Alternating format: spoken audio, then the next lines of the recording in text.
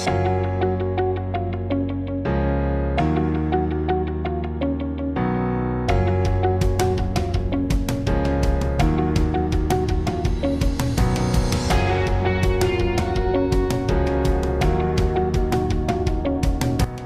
sini kita sudah sampai pada bagian yang kedua, yaitu kita akan membahas tentang objek pajak penghasilan pasal 21.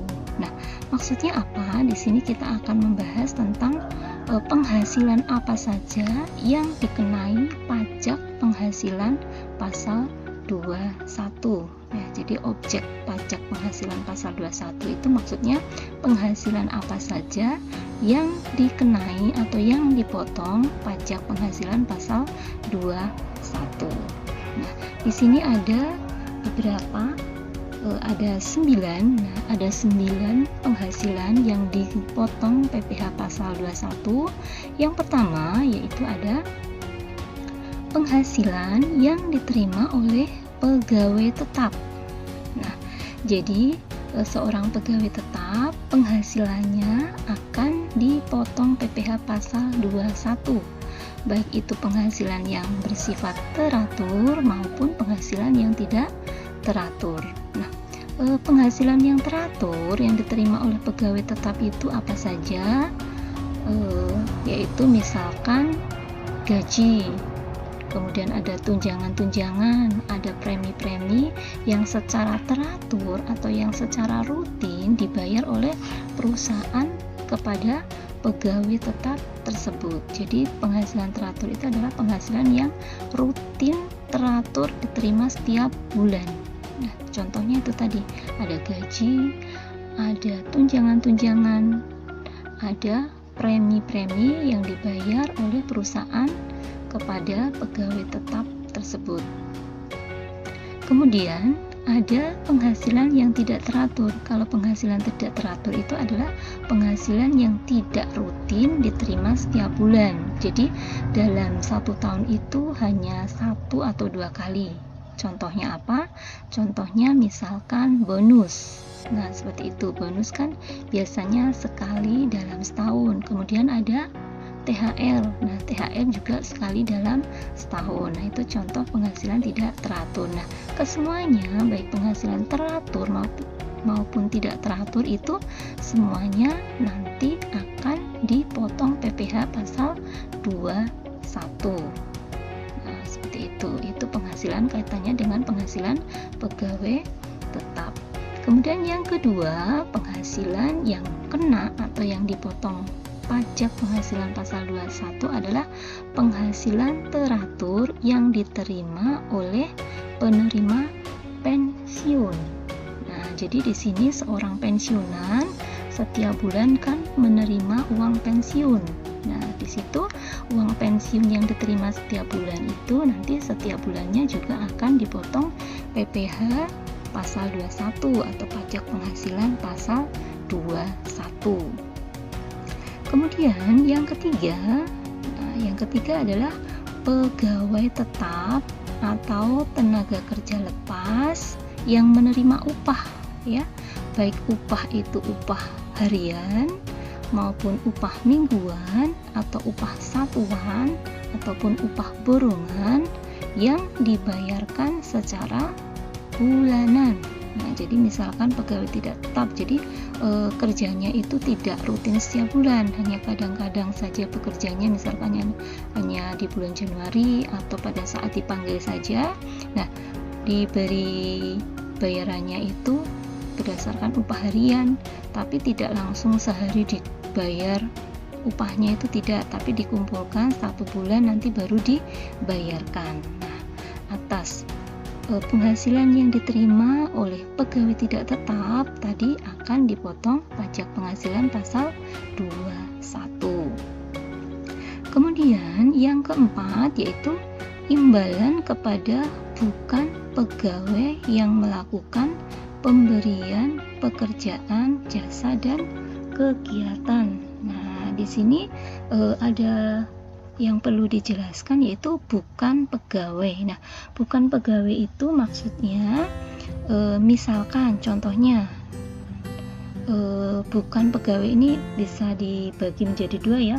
Ada bukan pegawai tenaga ahli, ada bukan pegawai yang memang bukan tenaga ahli. Ya, jadi kalau bukan pegawai tenaga ahli itu contohnya adalah dokter.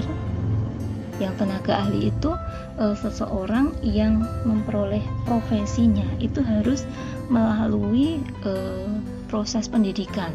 Nah, misalkan seorang dokter, seorang akuntan, seorang arsitek, seorang notaris, seperti itu disebut dengan tenaga ahli. Kemudian yang bukan tenaga ahli itu misalkan ada orang yang memberikan jasa perbaikan instalasi listrik atau pemasangan instalasi listrik. Kemudian ada orang yang memberikan jasa perbaikan komputer, misalkan seperti itu. Berarti itu termasuk bukan tenaga ahli. Nah, kenapa disebut bukan pegawai? Itu maksudnya dia sebenarnya pegawai, tapi dia di sini bekerja di tempat lain, sehingga di tempat lain itu dia disebut sebagai bukan pegawai. Nah, contohnya misalkan seorang dokter. Nah, seorang dokter dia itu sebagai pegawai negeri sipil atau ASN di sebuah rumah sakit negeri ya, rumah sakit negeri.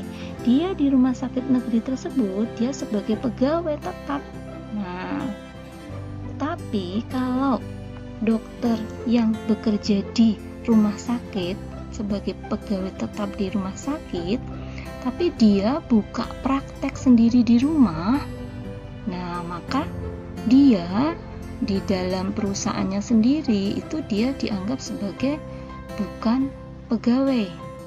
Ya, jadi penghasilan dari bukan pegawai. Ya, seperti itu. Kemudian misalkan seorang akuntan, dia kerja, kerja sendiri di suatu perusahaan. Di perusahaannya sendiri dia sebagai pegawai, tapi kalau dia bekerja di tempat lain memberikan jasa, kegiatan atau kaitannya dengan pekerjaan dia sebagai seorang akuntan, buka sendiri, tidak atas nama pegawai tempat dia bekerja, maka dia disebut sebagai bukan pegawai. Seperti itu ya, bisa dipahami ya. Nah, pada saat misalkan dokter memberikan praktek di tempat lain, selain dia tempat kerja pegawai tetapnya, maka dokter itu di tempat lain itu sebagai bukan pegawai. Atas penghasilannya dia akan dikenai atau dipotong pajak penghasilan 21.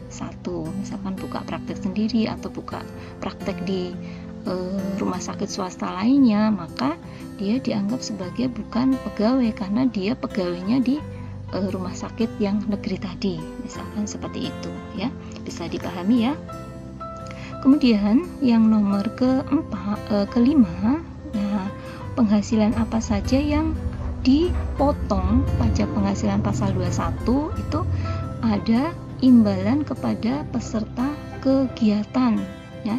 Jadi di sini semua imbalan atas kegiatan yang diikuti. Jadi di sini di garis bawahi adalah peserta ya, peserta. Misalkan peserta seminar, peserta lomba. Nah, seperti itu atas imbalannya itu dia dipotong pajak penghasilan pasal 21. Peserta sidang atau peserta yang lain. Pokoknya di sini intinya sebagai peserta atas suatu kegiatan tadi, lomba, seminar, sidang dan seterusnya, atas imbalan yang diperoleh itu akan dipotong pajak penghasilan pasal 21. Dan di sini semua ya, baik dia itu sebagai pegawai tetap, bukan pegawai ataupun pegawai tidak tetap, dan semuanya, pokoknya semua peserta kegiatan ya.